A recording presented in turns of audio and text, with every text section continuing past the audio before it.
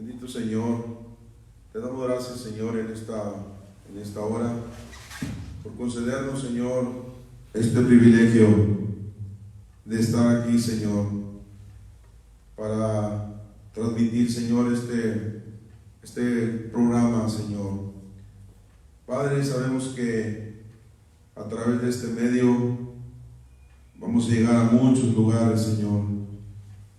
Te pedimos que cada persona que nos está sintonizando, Señor, que este día reciba la palabra que tú tienes preparada para ellos.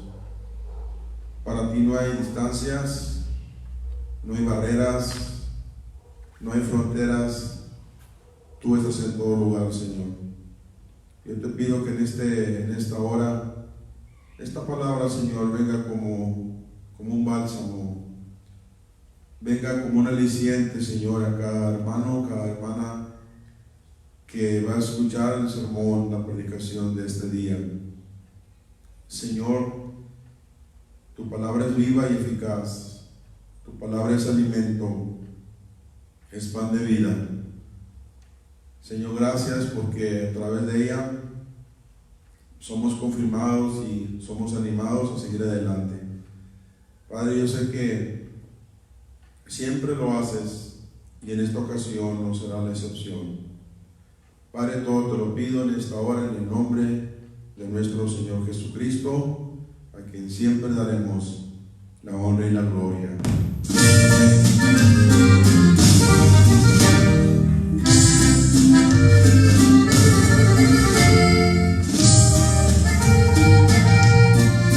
Este canto dice: nada nos detendrá.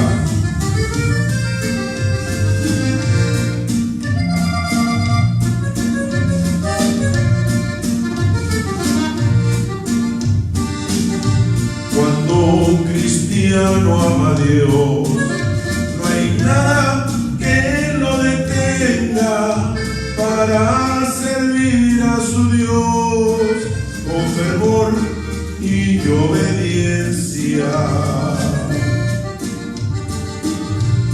Así lo dijo San Pablo: a todo estoy acostumbrado, así como tener hambre, así como estar saciado.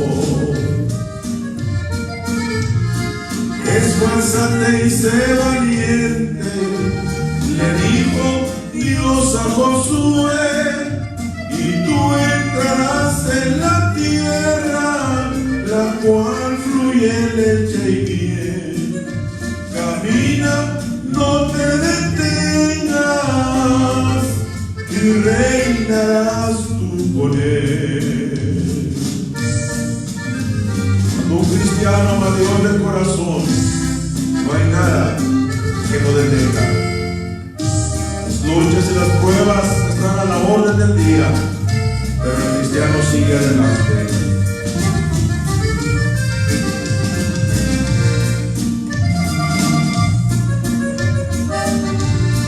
¿Quién nos podrá separar del amor de Jesucristo? Ni hambre, ni desnudez, ni peligros, ni cuchillos. ¿Cuántas cosas hemos visto que nos rompen el corazón de aquellos que no han vencido y no han servido al Señor? Esfuérzate y sé valiente, le dijo Dios a Josué, y tú entrarás en la tierra, la cual fluye leche y miel. Camina, no te detengas, y reinarás tú con él. Así es, hermanos, hay que renovar nuestras fuerzas para seguir. Un poco más y nunca de venir vendrá. Tenemos que seguir adelante en el nombre de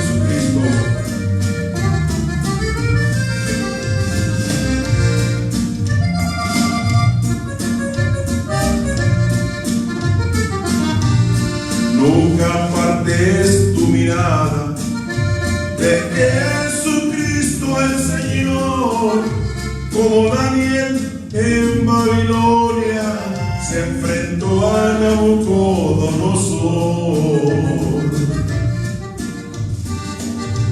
Sin Cristo yo no soy nada, Jesucristo es mi bandera.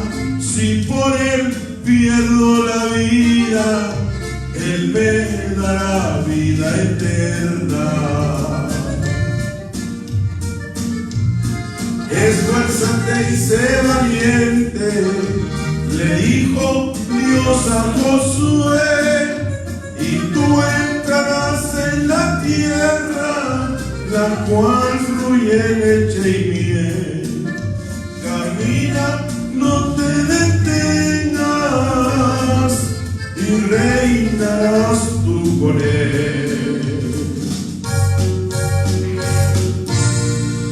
Amén, amén, así es. Camina, no te detengas, y reinarás tú con Él. Así es, hermanos, hay que seguir adelante en el nombre del Señor Jesucristo, porque la palabra de Dios dice: la victoria no es de aquel que empieza la carrera, sino de aquel que la termina. Y nosotros la hemos empezado, pero con la ayuda de Dios la vamos a terminar. Y la vamos a terminar bien, la vamos a terminar en victoria, porque poderoso es Dios que está en nosotros, y con su ayuda seremos vencedores. Muy bien, queridos hermanos, qué bueno que nos están sintonizando allí en su casa, allí en la comodidad de su hogar, sentados tal vez en algún sillón, o algunos ancianitos a quienes les mando un saludo. Posible estén allí en su camita en este día muy bonito, muy fresco. Qué bueno. Vamos a entrar en la administración de la palabra de Dios. Abra su corazón. El Señor tiene una palabra para usted este día. Y le invito a que abra su Biblia si la tiene por allí. Si no, escuche lo que dice la palabra de Dios en el libro de los Hechos, capítulo 4, versículo 23 y 24. Voy a iniciar con esos dos textos para compartir un tema que le he puesto de esta manera. ¿Qué conocían los primeros cristianos? Esto es en forma de una pregunta, y la pregunta va por este sentido: ¿qué conocían los primeros cristianos que sobresalieron ante las terribles amenazas y la intimidación? Diríamos en resumen, ¿qué conocían aquellos primeros cristianos que avanzaron en los tiempos de crisis? O sea, los tiempos de crisis no los detuvieron, y vaya que fueron crisis de mayor grado. Diríamos crisis de palabras mayores. Vamos a ver el pasaje y vamos a entrar en detalle en esta tarde. Dice así la palabra de Dios en el libro de los Hechos, capítulo 4, verso 23 y 24. Y puestos en libertad, vinieron a los suyos y contaron todo lo que los principales sacerdotes y los ancianos les habían dicho. Y ellos, habiendo oído, alzaron unánimes la voz a Dios y dijeron: soberano Señor, tú eres el Dios que hiciste el cielo y la tierra, el mar y todo lo que en ellos hay. Muy bien, escojo para iniciar estos dos textos, pero quiero leer el versículo 33, porque tenemos que saber qué está pasando en este tiempo donde describe lo que acabo de leer, el versículo 23 y 24. Y en el versículo 33, si nosotros leemos la Biblia y llegamos al versículo 33, allí vemos algo muy glorioso, muy grande. Vemos avance, vemos progreso, vemos ímpetu, vemos ánimo. Y lo voy a leer, dice así el versículo 33. Y con gran poder los apóstoles daban testimonio de la resurrección del Señor Jesús, y abundante gracia era sobre todos ellos. Cuando vemos este texto, en este pasaje, también nos podemos imaginar, oh, pues qué tiempos tan gloriosos. Y sí, eran gloriosos. Dice que con gran poder los apóstoles daban testimonio de la resurrección de Jesús. O sea que hacían la obra de Dios.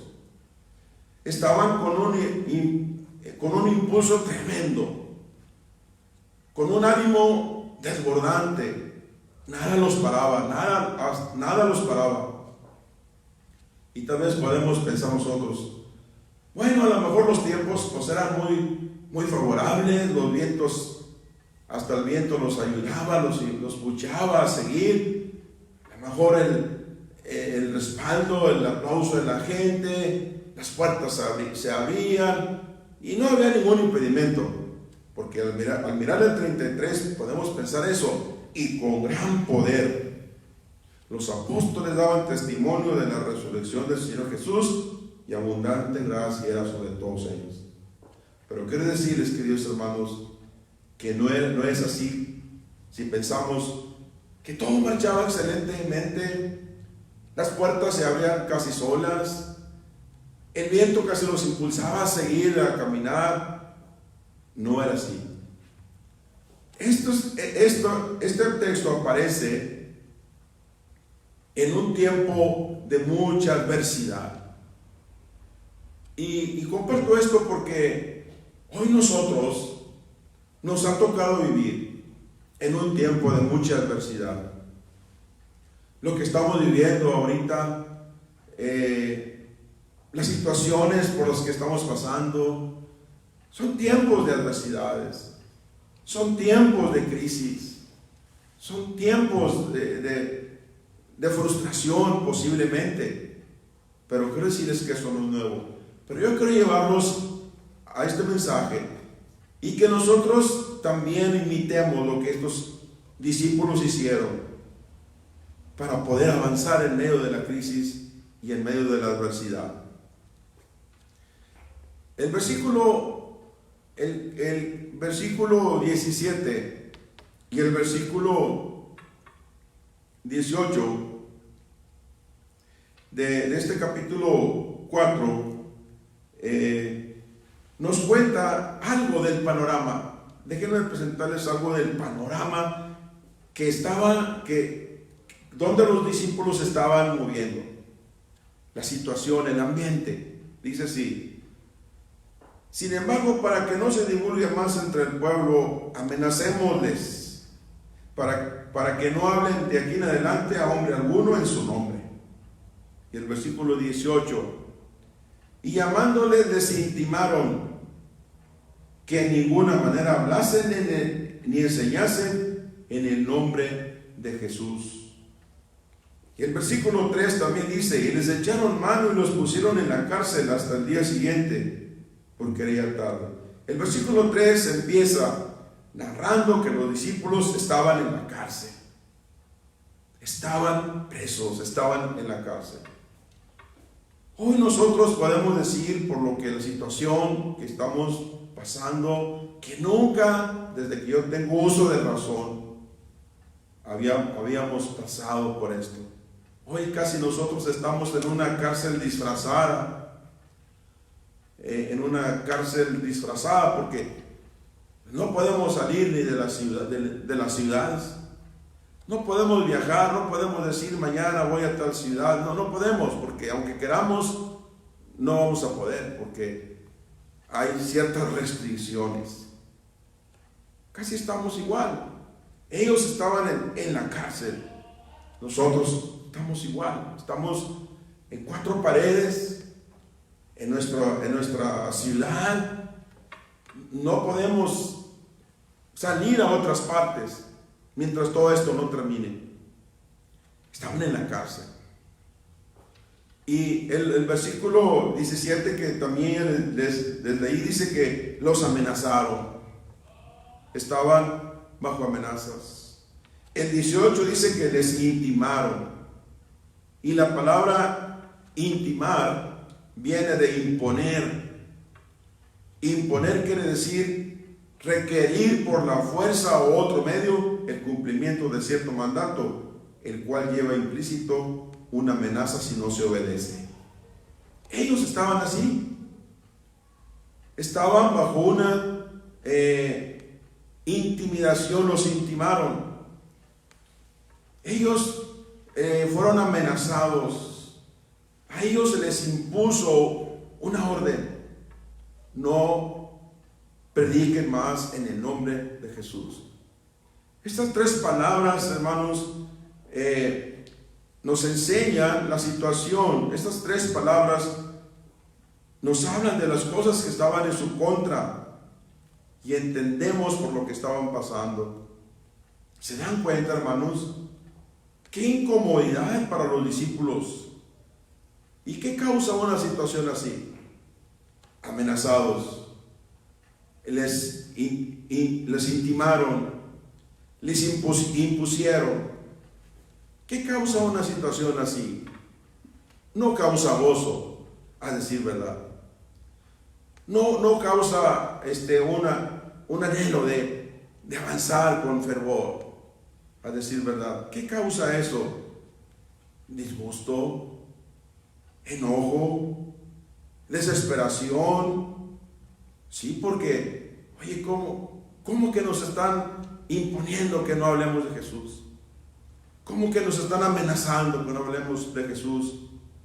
Te causa desesperación, posible hasta temor, y algo que los sentimientos y las emociones, pues a veces hasta nos pueden traicionar, hermanos. Pero qué terrible es cuando esta situación se está viviendo. Tres cosas: les intimaron, los amenazaron y les impusieron una orden, con un castigo si no se obedece. ¿Qué te parece? Algo terrible. Qué terrible es cuando nos imponen algo que no va de acuerdo. ¿Cómo que les impusieron que no hablaran más en el nombre de Jesús? ¿Sí? Una situación incómoda cuando alguien te pide hacer algo que va en contra de tu fe. Te pide hacer algo que va en contra de tus principios. Te piden hacer algo que va en contra de tu fe. Todas estas cosas iban en contra de sus principios, en contra de su fe, porque ellos amaban a Jesús y su llamado era predicar de Jesús. Pero ahora la imposición y las amenazas van en contra de eso, van en contra de sus deberes de ser fieles a Dios. Pero, hermano, en otras palabras diríamos, la situación que ellos están pasando estaba al rojo vivo. Es una frase que usamos cuando las cosas se salen del control, cuando las cosas se salen de control de nuestras manos. Las cosas estaban al rojo vivo. Y como decimos por acá en el norte, el horno no estaba para bollos ni el enfermo estaba para tafetanes. La cosa estaba pesada. Tres cosas: amenazados, les impusieron, los intimaron. Tres cosas que estaban en contra de ellos. O sea, el viento no les favorecía, las situaciones no les favorecían. Y podríamos decir una cosa: esto puede en algunos momentos causar una situación de estancamiento, de frialdad, posible en algunos hasta de retroceso. Pero vamos a aprender algo en esta noche. Las cosas estaban al rojo vivo. Pero Jesucristo, cuando predicaba, dijo unas palabras que están registradas en San Juan 8:32. Dijo el Señor: y conocerán la verdad, y la verdad nos hará libres. Cierto que ahí se refiere a la verdad es Jesús, la verdad es Dios, la verdad es su palabra. Pero sabes que esa verdad no es solamente una verdad. Jesús implica muchas verdades. La Biblia como verdad tiene muchas verdades. En Dios hay muchas verdades. Bueno, cuando nosotros conocemos esas verdades, Jesús dijo, conocerás la verdad, conocerás las verdades de la Biblia, de la palabra de Dios, de Jesús, y esa verdad te va a hacer libre. Bueno, eso lo vamos a ver en estas acciones de los discípulos. La situación era como una atadura. Y vaya que sí, porque ya les habían dado una probadita, los habían metido en la cárcel. Y todo lo demás iba para allá. Si ellos no se sujetaban y se sometían a los mandatos que iban en contra de su fe de ellos.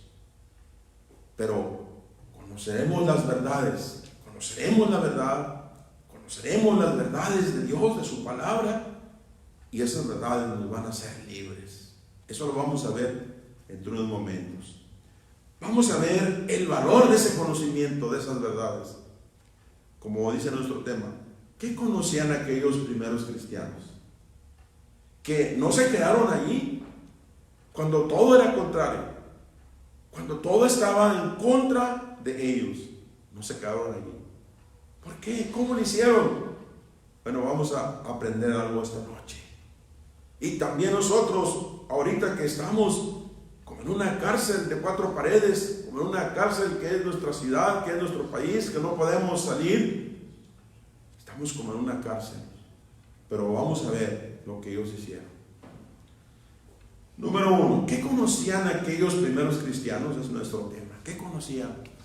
¿Cómo le hicieron para seguir adelante? Porque el versículo 33 que desde allí al principio decía, ellos con gran poder daban testimonio de la resurrección del Señor. Tal parece que no pasaba nada. No, sí, estaban las cosas, pero muy fuerte en contra de ellos. Pero vamos a ver, rápidamente te voy a mencionar 5 cosas que esos primeros cristianos conocían. Y eso que conocieron los llevó a avanzar. Y como decía el canto que entoné, nada los detuvo. Y yo quiero decirte que si nosotros nos aferramos a esas verdades y conocemos esas verdades que ellos conocían, nada nos va a detener. Número 1, ellos conocían el poder de la unidad. El poder de la unidad.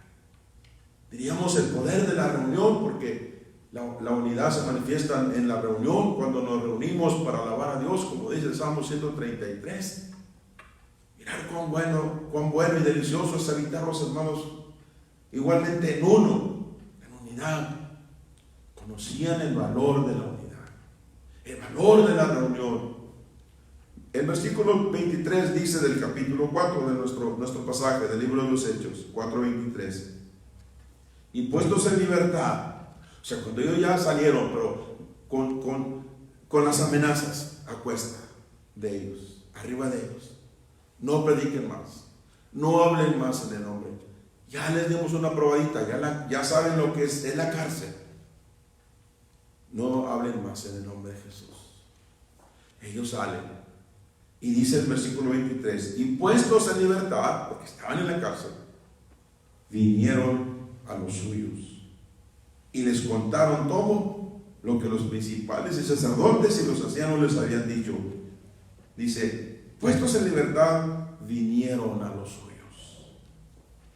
Noten eso, queridos hermanos. Eso es muy importante. Vinieron a los suyos. Me encanta esa expresión. Vinieron a los suyos. O sea que ellos tuvieron como prioridad, hermanos, ir y buscar a los suyos. O sea que cuando ellos ya salieron libres y salieron del concilio donde los tenían allí las autoridades, los mandamientos religiosas y civiles del pueblo, cuando salieron, como decimos aquí en nuestro país, no agarraron monte, no se fueron de vacaciones, no dijeron, como diríamos hoy en la actualidad, cuando alguien pasa por algunas situaciones adversas, Dicen, pues ve que te den una terapia psicológica. Ellos no dijeron eso. Posiblemente no había, pero estoy diciéndole para ilustrarle el sermón. Ellos me dijeron, oye, pues nos ha ido tan mal y vengo muy perturbado de mi mente que voy a que me den una terapia psicológica. Porque esto de todo fue porque sanamos un paralítico que estaba ahí en la puerta de la Hermosa y por haberlo sanado ya nos ha ido como en feria. Ahí nos vimos, voy a buscar un psicólogo que me dé una terapia y que me ayude. Pero queridos hermanos, no fue así. No fue así. Dice el texto, me encanta eso, y vinieron a los suyos. Vinieron a los suyos. Los suyos, ¿quiénes eran? Esto nos habla de reunión. Esto nos habla, queridos hermanos, de unidad. Vinieron a los suyos, el valor de la unidad. No se distribuyeron, no se desparramaron. Se juntaron ellos los amenazados y fueron a buscar los suyos. Eso nos habla de unidad. Eso nos habla del valor de una reunión. Hoy diríamos nosotros, ¿quiénes son los de nosotros ahora? Ahora, ¿cómo lo aplicaríamos? ¿Quiénes son los suyos? Los nuestros. Cuando dice vinieron a los suyos, hermano, cuando nosotros estemos en problemas, que estamos pasando por situaciones difíciles, ¿a dónde vamos a ir nosotros? ¿Quiénes son los nuestros? Y ya tengo una pregunta. ¿Quiénes son ahora para nosotros, a los cuales nosotros debemos de ir? ¿Quiénes son los compañeros? Los compañeros de equipo, porque a veces las personas hacen sus grupos y dicen, yo soy de este equipo, vamos a ir a buscarlos a ellos. Vamos a buscar a los socios de cierto club. Vamos a buscar a los consejeros que hay aquí, a los que hay en el Mercado Juárez allí. No. ¿Quiénes son los nuestros? Los nuestros, dice el Salmo 107. ¿Quiénes son los nuestros a los cuales nosotros debemos de ir? Dice, alaben a Jehová porque Él es bueno, porque para siempre es su misericordia. Díganlo los redimidos de Jehová y los que ha redimido del poder del enemigo. Esos son los nuestros, los que Dios ha salvado, los que Dios ha redimido, los que Dios ha perdonado, los que Dios ha hecho nacer de nuevo, los salvos. Esos son los nuestros. Esos son a los cuales nosotros debemos de ir en un momento de consejería, en un momento de respaldo, de oración, en un momento de necesidad espiritual, buscar los nuestros. Y vaya que sí tenemos muchos. Dice, ellos fueron a los suyos. Los nuestros, como dice el Salmo 119, verso 63, dice, compañeros soy de todos los que te temen y los que guardan tus mandamientos. Compañeros soy. Esos salvos, esos nacidos de nuevo, son nuestros compañeros, son los nuestros, a los cuales vamos. Y muchos de ellos se convierten, a veces, hermano, se convierten en paño de nuestras lágrimas cuando vamos a ellos. O cuando alguien viene a mí o busca a alguien para pedir un consejo, una oración, se convierten en paño de nuestras lágrimas. Vamos con ellos. Eso es importante, eso hicieron los discípulos. Dice, fueron a los suyos. El Salmo 119, 63, te repito, dice, compañero soy de todos los que te temen y guardan tus mandamientos. Aquel que teme a Dios, aquel que ama su palabra, esos son los tuyos. Y es muy bueno buscarlos. Dice Filipenses 4:3, te ruego a ti, compañero fiel. Se cree que allí se refiere a Epafrodito, que era el que traía la carta cuando Epafrodito fue a verlo a la prisión en Roma y trajo la carta a la iglesia. Y dice este texto, Filipenses 4:3, te ruego a ti, compañero fiel. Esos son los nuestros.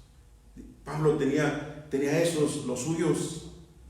Tenía te ruego, compañero fiel. se cree que era Epafrodito. Y la palabra compañero allí viene de una palabra griega que quiere decir cónyuge. El cónyuge no solamente es el esposo y la esposa, que están unidos en el santo estado del matrimonio, pero aquí la palabra compañero quiere decir cónyuge en el griego y quiere decir compañero del mismo yugo. Compañero del mismo yugo. Cuando Pablo dice, te ruego a ti, compañero, le está diciendo, tú y yo, Epafrodito, somos compañeros del mismo yugo. Estamos uncidos en el mismo yugo. Esos son los nuestros, los que están en el mismo yugo de la fe, los que están en el yugo de Jesucristo, los que están en el yugo del Evangelio. Estos son los nuestros. Y el texto dice, fueron a los suyos. Conocían el poder de la unidad, conocían el poder de la oración. Con razón de Eclesiastés 4, del 9 en adelante, dice, mejores son dos que uno, porque tienen mayor paga de su trabajo. Dice, pero hay del solo, que cuando él cayere, no habrá segundo quien lo levante.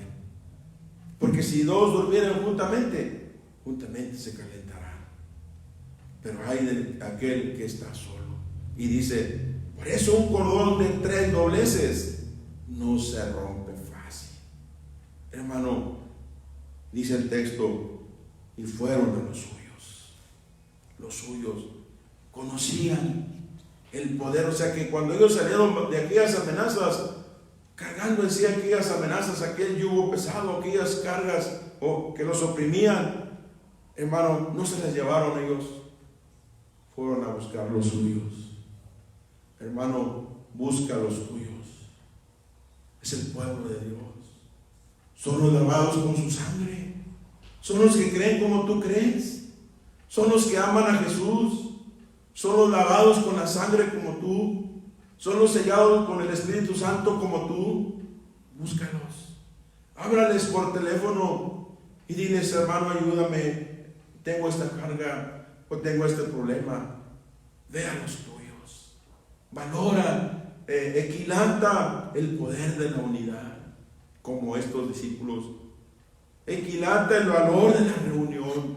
Fueron a los suyos. Y dice el texto enseguida, y les contaron todo lo que los sacerdotes les habían dicho.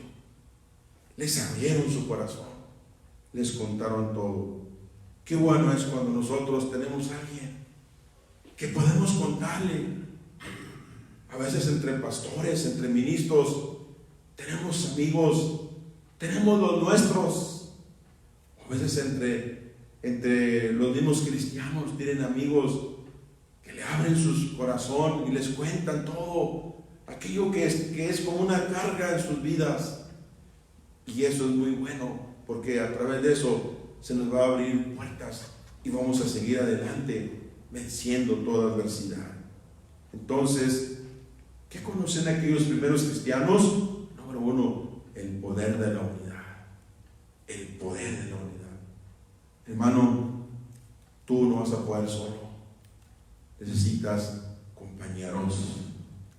Necesitas otros para seguir adelante. Número 2, ¿qué conocían aquellos primeros cristianos que la adversidad, la oposición, la cárcel, las amenazas no los detuvieron? Número 2, conocían el poder de la oración. El poder de la oración. Dice el versículo 24. El 23 dice, y puestos en libertad vinieron a los suyos. Unidad, valor de la unidad, valor de la reunión. Y les contaron todo lo que los principales sacerdotes y los ancianos les habían dicho. Número 2, conocían el poder de la oración. Y dice, y ellos, los amenazados, los discípulos y los hermanos, cuando se escucharon a ellos, dice, y ellos, plural, un buen grupo, habiendo oído, escucharon las cargas de los discípulos, escucharon cómo los habían amenazado, impuesto una situación, algo que no querían que Jesús fuera predicado a través de ellos habiendo oído, alzaron unánimes la voz a Dios. Alzaron unánimes la voz a Dios. Y esto es oración. Oraron. No se quedaron con el problema en las manos ni se lo pasó uno al otro. Ellos dijeron, vamos a orar. Yo quiero decirte, querido hermano, que la oración nunca pasará de moda. Yo siempre creo, yo tengo esa convicción, la oración es un recurso que Dios nos ha dado. Vamos a usarlo. Es un recurso de cada creyente. Dice, habiendo oído, alzaron unánimes la voz a Dios. Esto es oración. Conocían el poder de la oración. La Biblia dice en Santiago 5, 13 al 18, en esos versículos, empieza diciendo Santiago, hablando de la oración: ¿está alguno alegre? Cante alabanzas. ¿Está alguno afligido? Haga oración. Esto quiere decir que en la vida cristiana hay esos dos lados. A veces cantamos, a veces reímos, a veces saltamos de alegría, de gozo, pero a veces estamos tristes, a veces lloramos por las situaciones adversas. Y eso es el balance en la vida cristiana. ¿Está alguno afligido? Dice, haga oración. En ese pasaje de Santiago capítulo 5, versos 13 al 18, en esos versículos aparece 7 veces la palabra oración. 7 veces en ese pasaje cortito. 7 veces aparece la palabra oración. O sea que la oración es un tema relevante. La oración, hermanos, es una enseñanza actual. 7 veces aparece la palabra oración. La oración, hermanos, hace cambios, ocasiona cambios. Y la oración a veces yo me figuro que es como el control remoto. Porque ahí en este pasaje nos habla de Elías. El pasaje termina poniendo de ejemplo a Elías. Dice que Elías oró y cuando él oró, dijo, no haya lluvia ni rocío por 3 años, y se detuvo la lluvia. Y luego después dice que oró fervientemente y dijo, ahora haya lluvia, y pidió a Dios la lluvia y vino la lluvia. Hermano, la oración es como el control remoto. Así como usted cuando está viendo en su pantalla y tiene un control en su mano y le aplica un botón y ve el programa que quiere, y no le gusta, le cambia y pone otro. Y si está muy despacio con el mismo control, usted le sube, usted le baja, usted lo modera, usted lo acondiciona. La oración es como el control remoto. Elías dijo, Padre, Dios poderoso, detén la lluvia, que sea como un juicio a este pueblo. Control remoto, y la lluvia se detuvo. Qué tremendo es el poder de la oración. Y después, cuando ya pasó aquel juicio manifestado y vino, el pueblo entendió y el pueblo se quebrantó, Elías dijo, ahora volvió a tomar el control remoto. Padre, ahora haya lluvia, y vino la lluvia. Hermanos, la oración es una parte muy céntrica de la vida cristiana. Aquellos discípulos conocían el poder de la oración. Hermanos, y nosotros tenemos que estar convencidos que hay muchas cosas que no se van a lograr, sino a través de oración, a través de ayuno, a través de quebrantamiento. Las cosas cambian y se obtienen. Un hombre de Dios llamado Oswald Chambers dijo, debemos orar con los ojos puestos en Dios y no en las dificultades. Te repito esta frase de este hombre de Dios. Él dijo con relación al poder de la oración, debemos orar con los ojos puestos en Dios y no puestos en las dificultades. Hoy nosotros estamos pasando por una dificultad muy fuerte. Hay una amenaza, hay un temor. Hay algo tremendo en esta situación que se mueve en el mundo. Pero no vamos a mirar la adversidad, pero vamos a orar con los ojos puestos en Dios. Porque si ponemos los ojos en la adversidad, hermanos, se nos va a dificultar orar y posible hasta se nos quite el deseo hasta de orar. Pero quiere decirte que cuando tú ves la adversidad para un lado, pero ves al centro, ves a Dios, hermano, vas a ser movido a orar. San Agustín de Hipona dijo: la oración es la fuerza a favor del hombre, pero es la debilidad de Dios. La oración es la fuerza a favor del hombre y es la debilidad de Dios. O sea que cuando el hombre ora, mueve a Dios. Ezequías le cayó una terrible noticia. El profeta Isaías va, así dice Dios: ven para tu casa porque te vas a morir. Fíjense bien, hermanos, si Ezequías no ora, Ezequías se muere. Porque no había vuelta de hoja, no había cómo cambiar aquello. Así dice Dios: te vas a morir.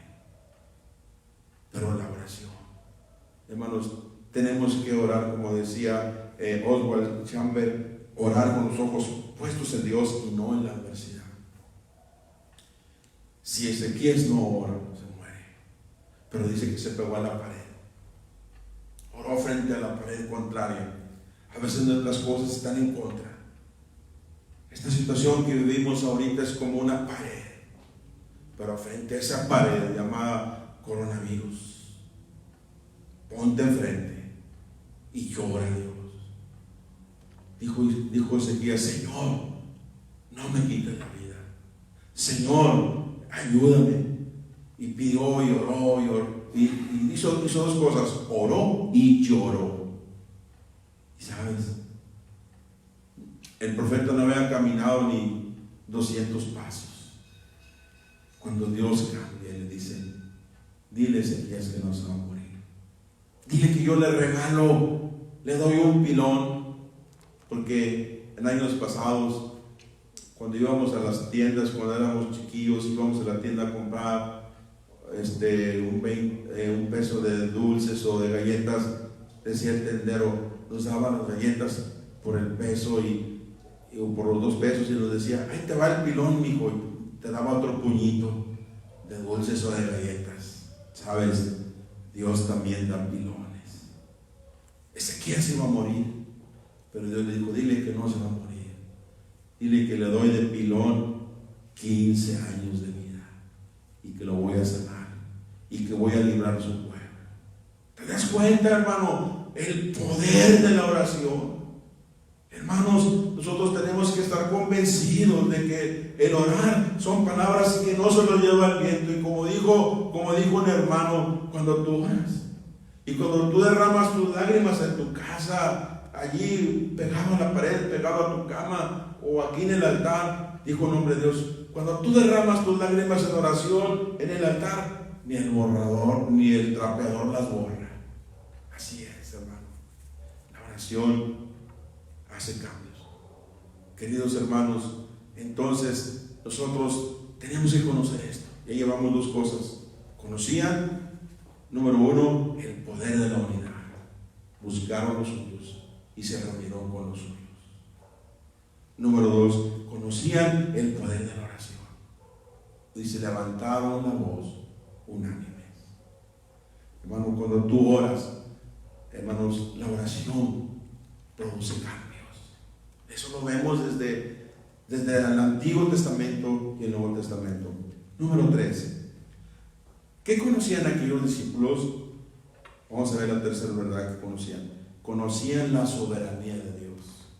Dice el versículo 24 del capítulo 4, versículo 24.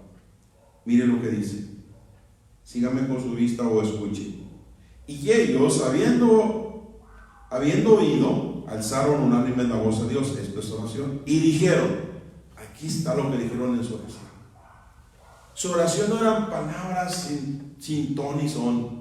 Sus palabras eran palabras precisas y concretas. Eran palabras de verdad. Fíjate lo que dijeron en su oración. Dijeron, cuando oraron: soberano Señor, tú eres el Dios que hiciste el cielo y la tierra y el mar pero usaron una palabra antes de empezar la oración como fundamento de poder: soberano Señor. Conocían la soberanía de Dios. Hermanos, nosotros tenemos que estar convencidos de la soberanía de Dios. Te repito, conocían la soberanía de Dios. La palabra soberano aquí en este texto y en otros textos viene del griego despotes, que viene de la palabra posis, que quiere decir esposo o gobernador absoluto. El Señor Jesucristo, Dios Todopoderoso, es un gobernador absoluto. Un tremendo problema estaba sobre ellos, y un tremendo problema está sobre nosotros hoy. Ahí la llevamos, ahí la llevamos, ahí la llevamos. Todavía estamos vivos, gloria a Dios. Todavía estamos aquí, gloria a Dios. Pero está la amenaza cada día en las noticias. Y que ya van tantos, y que va aumentando, y que más y más, y que más y más. Pero ellos, cuando los discípulos tenían su grave problema latente allí, en su oración, tercera cosa que conocieron, la soberanía de Dios. Soberano Señor. Eso quiere decir gobernador absoluto. Querido hermano, el Dios que tú sirves es un gobernador absoluto. Quiere decir, soberano quiere decir uno que tiene posesión absoluta. Posesión absoluta. Uno que tiene poder sin control alguno. O sea, a él nadie lo controla. O sea, nadie lo puede controlar a Dios. Él hace su soberanía. Soberanía es hacer lo que Él quiere, cuando Él quiere y donde Él quiere. Esa es soberanía. Y el Señor es soberano. Y ellos lo conocían. Soberano Señor. Tú haces lo que quieres. Estos monitos aquí nos están diciendo, porque eran autoridades, pero entre comillas, la máxima autoridad está ahí arriba. Eran poderes humanos contra poder celestial.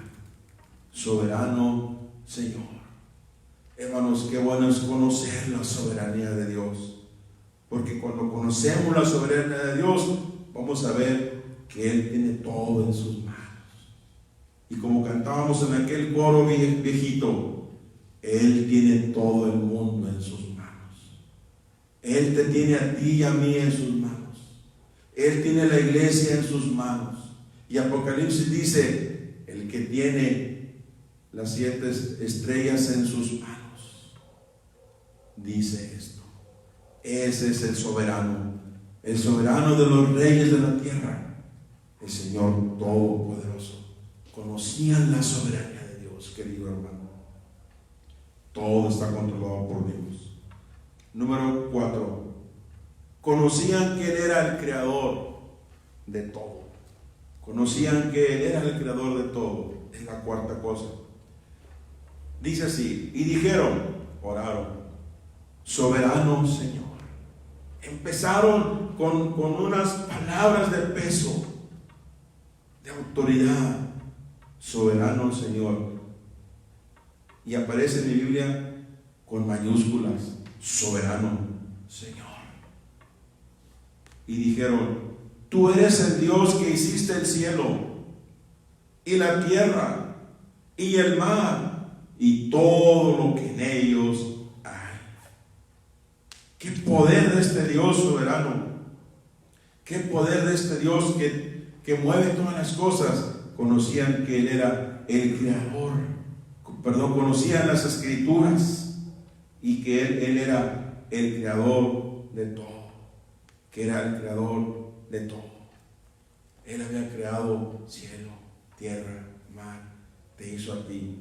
Aún creó la adversidad, como dice en Isaías capítulo 54, 16, en la traducción lengua actual dice, pero también he creado ejércitos que todo lo rinan y lo destruyen. Pero no te asustes, porque el versículo 17 de Isaías 54, 17, en la versión traducción lengua actual dice, sin embargo, nadie ha hecho un arma capaz de destruirte, mi siervo.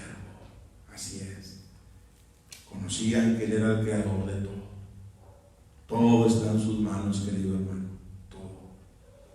Y número 5, conocían el cumplimiento de las Escrituras.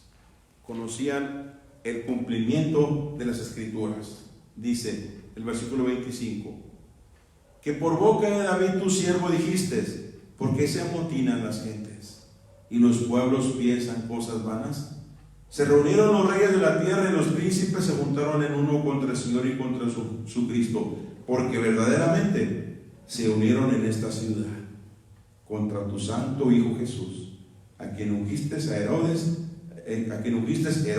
Poncio Pilato, con los gentiles y el pueblo de Israel, para hacer cuanto tu mano y tu consejo habían antes determinado que sucediera. Conocían el cumplimiento de las Escrituras. Querido hermano, hoy nosotros debemos de saber eso. Soberanía de Dios.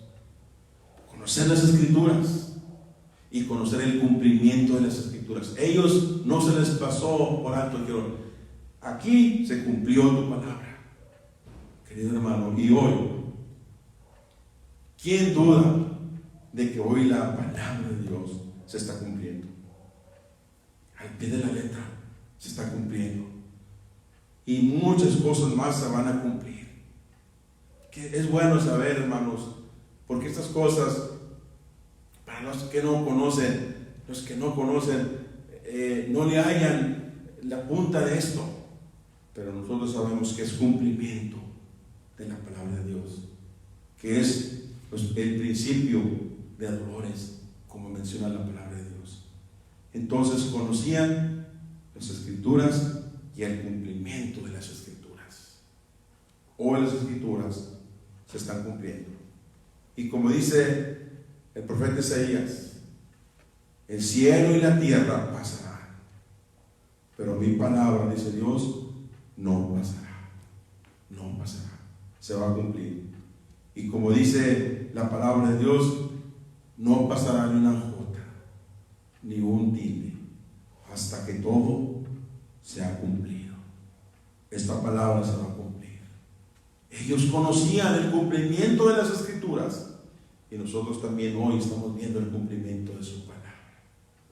Hermano, cuando ellos conocieron esto y se movieron en eso, entonces hacen una petición. Una petición que usted y yo, hermano, debemos hacer. Dice el versículo 29. Olvides todo el panorama por el cual hemos mencionado. Cuando ellos pasaron por todo esto, hicieron una petición a Dios.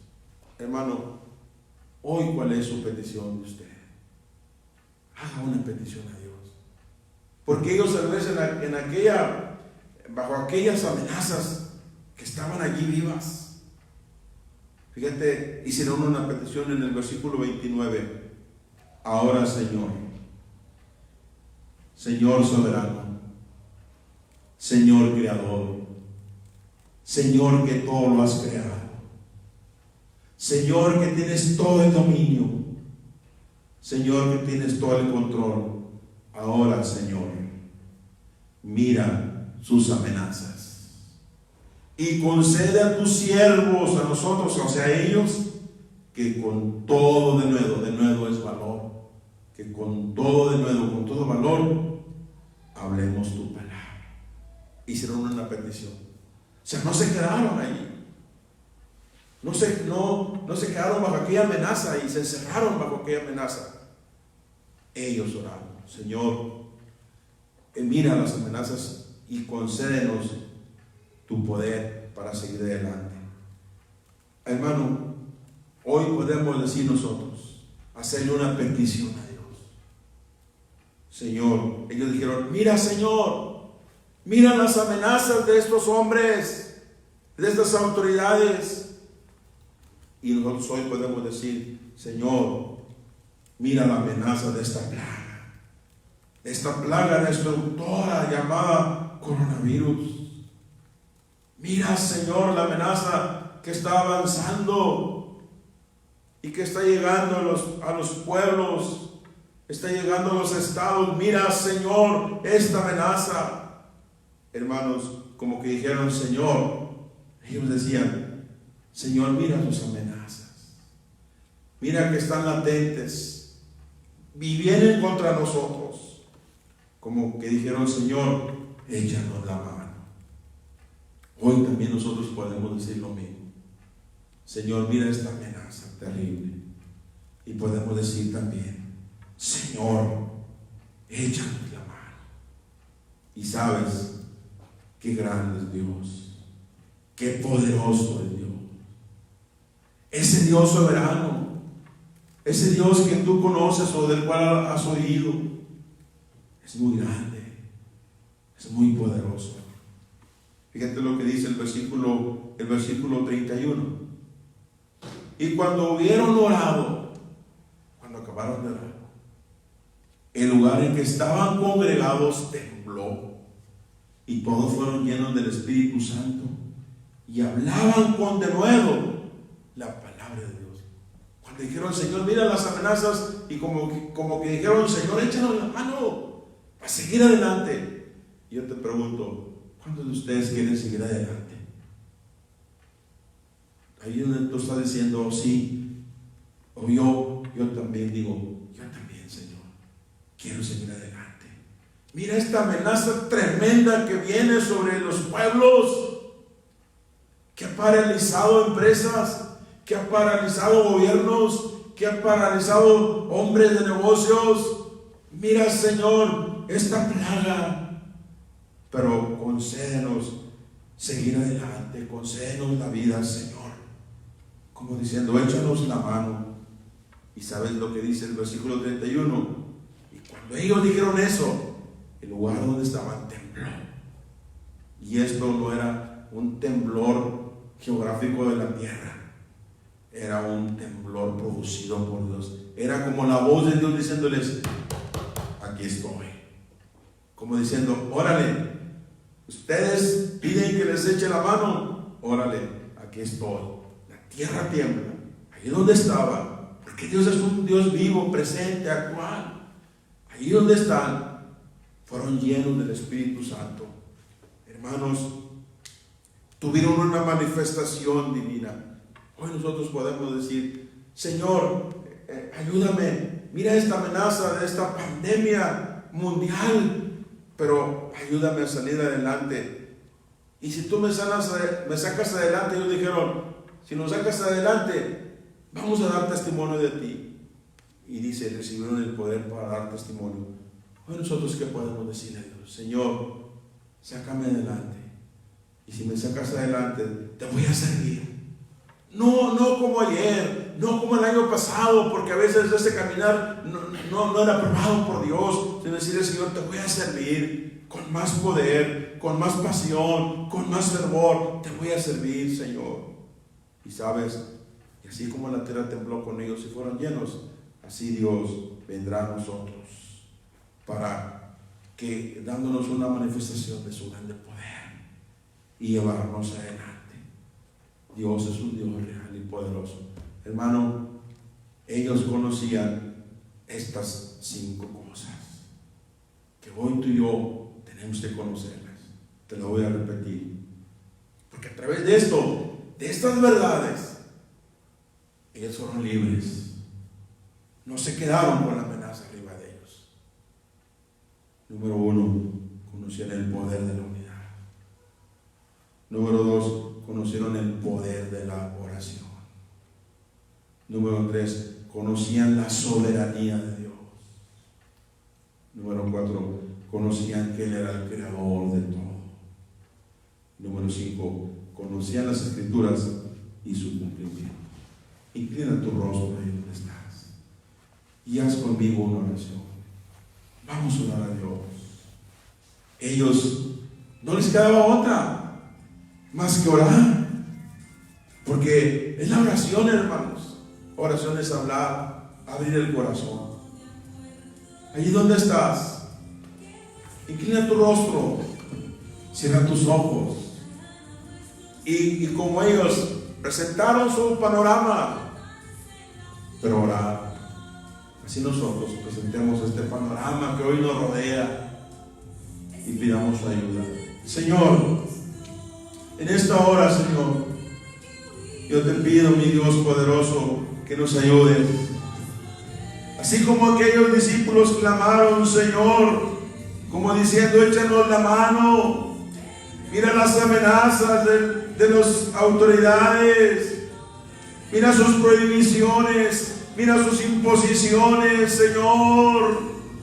Así también nosotros decimos en esta hora, Señor, mira, no las amenazas, pero mira, Señor, esa nube negra que viene avanzando hacia el mundo. Esta nube negra plagueada de virus, plagueada de enfermedad, Señor.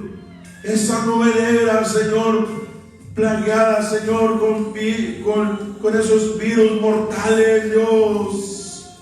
Pero líbranos, Padre.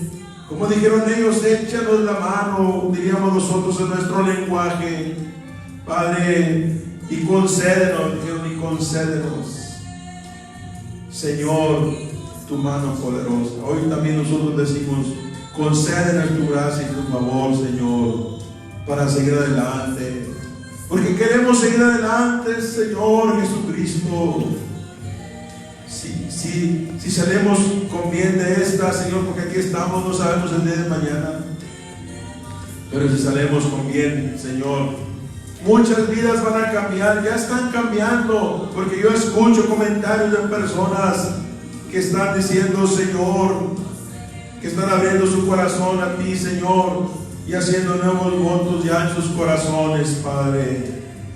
Oh Dios poderoso, soberano Señor, soberano Señor, soberano Señor. Hay poder, hay poder, hay poder en tu nombre. Tu solo nombre es nombre de autoridad ante el cual los demonios tiemblan, las cadenas son rotas, las puertas de las cárceles se abren ante tu nombre, Señor. Oh poderoso Señor, si alguien está enfermo, Señor, tócale. Hemos escuchado testimonios ya de hombres cristianos que ya han salido, Señor, de esa enfermedad, Padre. Gracias, Dios, muchas gracias, Señor. Gracias, Dios, en el nombre de Jesucristo. Gracias, Dios. Dios les bendiga, hermanos. Muchas gracias por habernos escuchado. Mándenme un mensaje, hermanos, y nos vemos aquí el próximo domingo a las 11 de la mañana con la ayuda de Dios. Dios los bendiga, hermanos, y sigamos adelante. Amén.